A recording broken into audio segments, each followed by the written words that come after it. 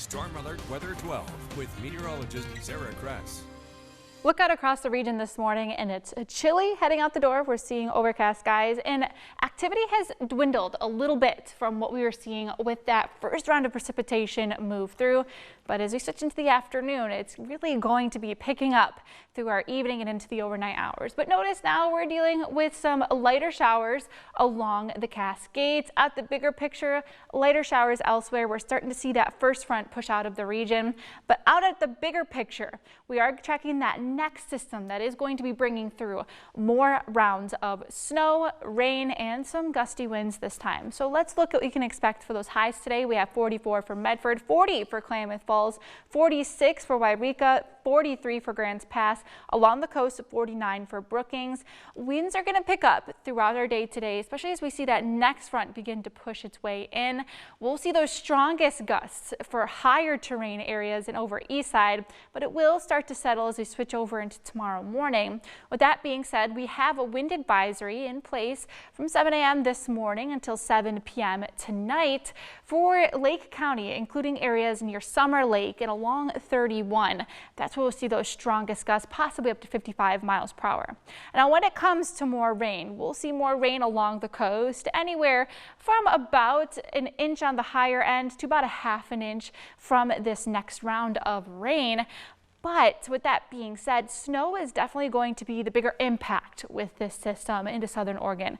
Roads aren't too bad as we're starting off this morning, but notice as we head into the afternoon, evening, and even into tomorrow morning, conditions are going to be looking rather bad. I would hold off on past travel if you can until your Friday. With that being said, we do have a winter storm warning still in place until 10 a.m.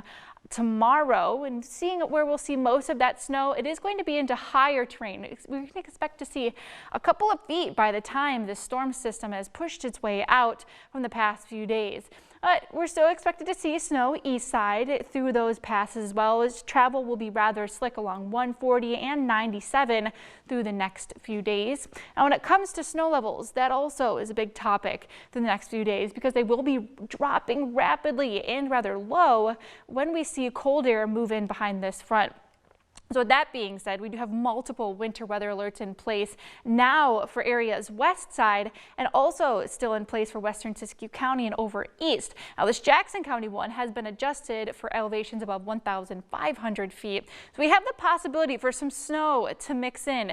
Even into Medford, we could see a wintry mix waking up tomorrow morning, even maybe into Grants Pass, with the possibility of maybe an inch or two accumulating into Ashland. But again, we're seeing most of those accumulations above 2,000 feet, but the possibility for some coatings even into Cave Junction. So let's talk about that timing. This morning it is going to be a little quieter, but that picks up rather quickly as that next front moves in. And notice it's coming down rather steady along the Cascades through the rest of your Wednesday.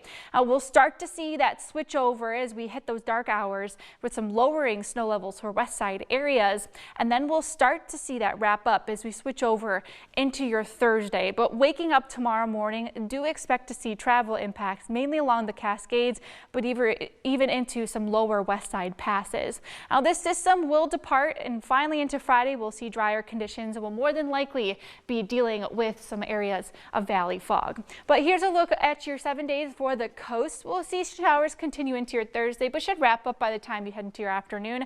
Northern California drier a bit earlier compared to southern Oregon, but notice those mornings into next week are going to be rather cold, and we'll see that into the Klamath Basin as well. And then we'll be dealing with some temperatures warming up a bit more so next week, but our weather does turn quite boring. Over into the mountains, we'll also be dealing with that hazardous pass travel at least through your Thursday. So if you can hold off on heading out into those roads until Friday, I strongly recommend, but make sure you're carrying your chains if you must. And over into the Rogue Valley, we'll see the chance for rain and snow showers wrapping up into your Thursday, and then we'll be dealing with colder morning temperatures and more than likely freezing fog into your weekend.